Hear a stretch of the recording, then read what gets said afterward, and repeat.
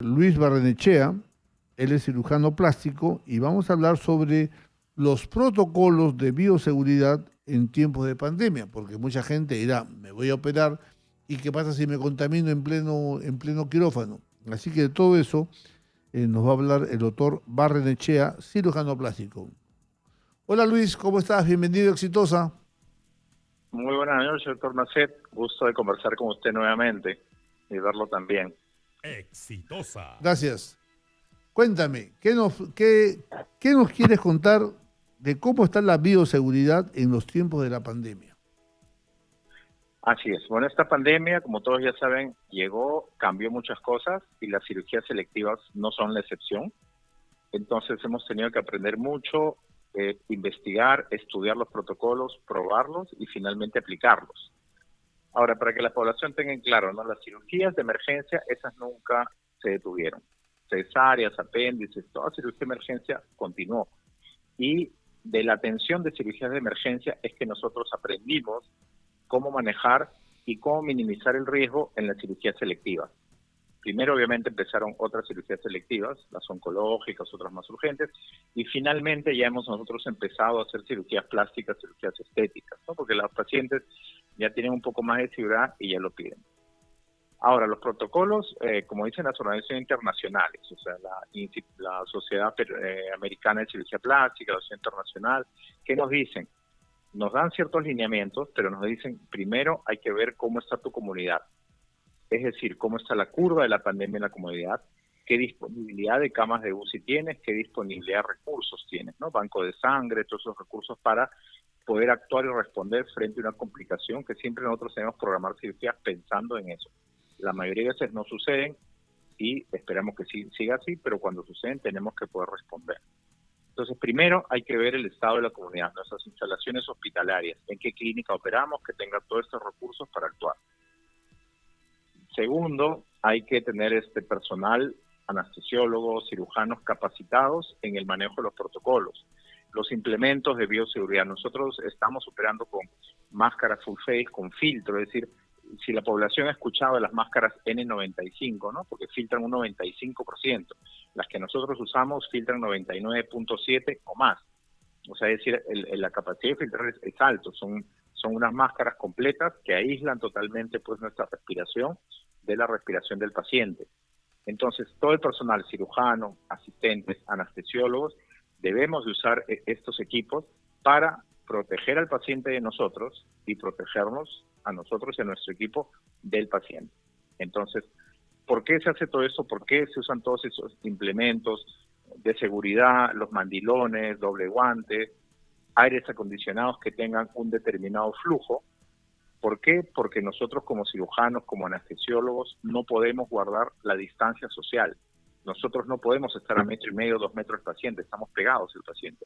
Entonces, los implementos de seguridad que usamos no son los de la población común, ¿no? Entonces, esto ya es a nivel de los implementos de seguridad por los cuales vamos a ponernos, ¿no? Claro que sí, y bueno, esta es una garantía para los pacientes de poderse operar y poder atender sus requerimientos médicos, porque hay pacientes que si no se operan, su riesgo aumenta. Pero también esto hace que si alguna persona quiere hacerse una cirugía plástica, también lo puede hacer, ¿no? Porque, Claro. por un lado, mucha gente dirá, pues, bueno, ya que no puedo salir, por lo menos es la oportunidad para hacerme tal o cual cirugía plástica y cuando vuelva al mundo normal, voy a estar muy presentable y aprovecho esta encerrona obligatoria, sabiendo de que hoy día hay protocolos y que le van a dar la seguridad para no ser contagiados. En ese sentido, Totalmente, lo que usted dice es cierto. Es totalmente cierto y no tiene usted idea la cantidad de gente que pedía en abril, en mayo, operaciones de nariz, rinoplastías. Y usted dirá, ¿por qué? ¿No? Porque usted como médico sabe lo que era el COVID, pero claro, a veces la gente está en cuarentena y me dice, doctor, quiero operarme el nariz porque estoy haciendo teletrabajo y lo voy a hacer por varios meses. Entonces quiero operarme y descansar en casa. Otras me decían, doctor, de repente hago teletrabajo hasta julio y después uso la mascarilla. Entonces me tapo la nariz por varios meses hasta que desinflame. Obviamente, durante varios meses nosotros no hemos hecho rinoplastías por el tema de que toda cirugía de la vía respiratoria implica un riesgo más alto. Rinoplastías son las últimas cirugías que hemos empezado a hacer. Entonces, esto es bueno y se los explicamos a los pacientes y los pacientes entienden, ¿no? Ahora, otro aspecto interesante es el COVID en sí. ¿Qué pruebas pedimos nosotros para COVID? Podemos pedir la molecular unos días antes. Podemos pedir también la prueba rápida que evalúa las inmunoglobulinas. ¿Para qué? Para minimizar la posibilidad de que el paciente pues se contagie ahí o se contagie después. ¿Cómo minimizamos el contagio posterior? Le pedimos una prueba serológica no solo al paciente, sino también al familiar. ¿Para qué? Para que el paciente se opere, vaya a su casa y por lo menos tenemos cierta seguridad de que no se va a contagiar en los días próximos. Ahora, la gente sabe que hay pacientes que tienen, que no tienen, pero ya están aumentando muchos pacientes que llegan a la consulta y me dicen, doctor, yo ya tuve COVID en abril, en mayo, lo acabo de tener en junio, en julio, y ya me recuperé. Entonces, este es un nuevo escenario, ¿no? Ya no es solamente una prueba para ver si el paciente tiene o no tiene, que no se contagie, ¿no? Y hay gente que tuvo. Entonces, ahí hay que hacer también como médicos una evaluación.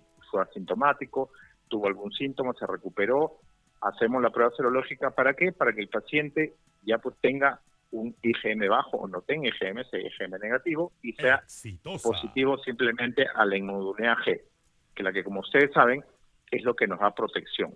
Es decir, estos pacientes que ya tuvieron y que solamente tienen IgG son pacientes ideales, porque son pacientes que no van a hacer la enfermedad, que no nos van a contagiar y que encima están protegidos. Entonces, todas estas cositas hemos tenido que irlas implementando y conociendo para poder atender pues, a los pacientes con más seguridad y también protegernos nosotros. Ok, muy buena explicación. ¿Y cuáles son las cirugías que más, en tu experiencia, en el sector de la cirugía plástica, que más se han hecho los pacientes? Yo diría que las que más se han hecho son rinoplastía, liposucción, lipoabdominoplastía, implantes de mama. Ahora, la lipoabdominoplastía han aumentado, igual que las cirugías bariátricas. ¿Por qué? Porque mucha gente ha estado preocupada por este tema del sobrepeso, ¿no? Todos han leído, han visto que gran cantidad de los pacientes con cuadros severos o cuadros fatales han sido pacientes con obesidad y sobrepeso. Entonces yo creo que la gente también lo usa como un recurso, ¿no? O sea, si bien la dieta, el ejercicio son lo más importante, a veces también recurren a una cirugía, a veces bariátrica, a veces con nosotros, para bajar este índice de masa corporal, bajar su peso y empezar a tener hábitos más saludables. Estas cirugías han aumentado mucho en esta pandemia. Ahora, hay protocolos también que nosotros hemos aplicado siguiendo los patrones internacionales. Por ejemplo, la Sociedad Internacional lo que nos dice de cirugía plástica es no aspirar más de 3,5 litros, no hacer cirugías en 2 zonas diferentes del cuerpo, evitar algunos pacientes como hipertensos, diabéticos, pacientes mayores, es decir, ciertos criterios que se han ido, ciertos protocolos que hemos ido aprendiendo de países que ya tuvieron la curva antes que nosotros y aplicándolos. Por ejemplo, en rinoplastia nosotros las hacemos con anestesia general porque es la única manera de aislar la respiración del paciente de la nuestra. Entonces, proteger al paciente del equipo y a nosotros del paciente. Entonces se aplica la intubación para que la respiración del paciente vaya a través de la máquina de anestesia y colocamos, por decir, tapones de iodopovidona, ¿no? Que es una solución antiséptica, que los médicos y las enfermeras la conocemos, la gente no, pero es una solución que hasta ahora, digamos, es la única que ha demostrado cierta prevención, cierta profilaxis, cierto, pues, evitar que el COVID, digamos, cierta prevención para la infección del COVID. Entonces estamos usando taponamiento con iodopovidona durante los 40 minutos, 50 minutos que dura una operación de nariz. Entonces cosas como esta las hemos ido aprendiendo, ¿no? Nosotros hemos tenido la suerte de los que hemos estado en casa de aprender mucho durante los meses de abril, mayo. Hemos tenido cantidad de conferencias en línea. ¿Para qué? No solamente para aprender de la cirugía que ya aplicábamos y mejorar nuestras técnicas, sino para aprender protocolos de COVID.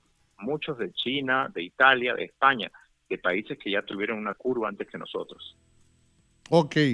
¿En qué teléfono nuestros oyentes pueden encontrar al doctor Luis Barrenechea?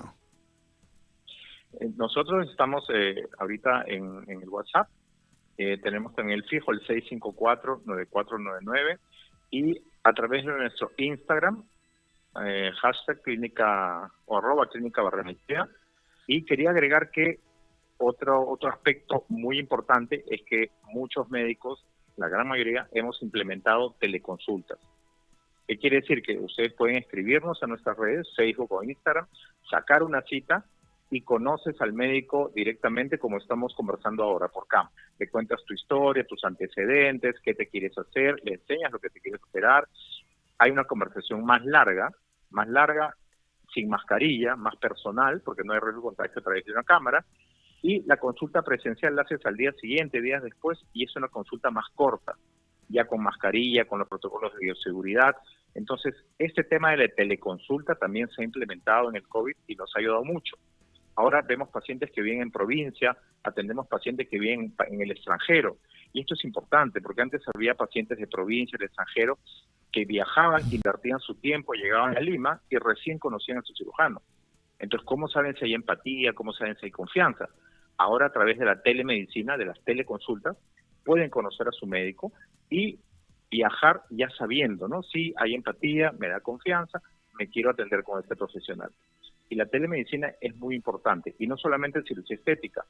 Nosotros, como tú sabes, tenemos una organización, Misión Caritas Felices, que atendemos gratuitamente pacientes de labio y paladar. Y estamos implementando teleconsultas y hemos venido haciéndolas. ¿Para qué? Para que esos niños de zonas muy alejadas, de pueblos muy pequeños, lleguen, busquen una enfermera, un médico, y a través de estos médicos del centro de salud de su posta se comunique con especialistas. Entonces, es una manera en la cual hasta el pueblito más pequeño puede contar con la asesoría, la evaluación de un especialista en cirugía plástica, en el área que sea necesaria. Yo diría que el gran logro, el gran impulso de esta pandemia en medicina ha sido la telemedicina, algo que ya viene instalándose hace años, pero en unos meses el impulso ha sido tremendo y hemos realmente aprendido y hemos valorado la utilidad, la gran utilidad que tiene. Ok, bien Luis, te agradezco el tiempo que nos has regalado, te mando un abrazo y hasta una nueva oportunidad. Gracias Luis.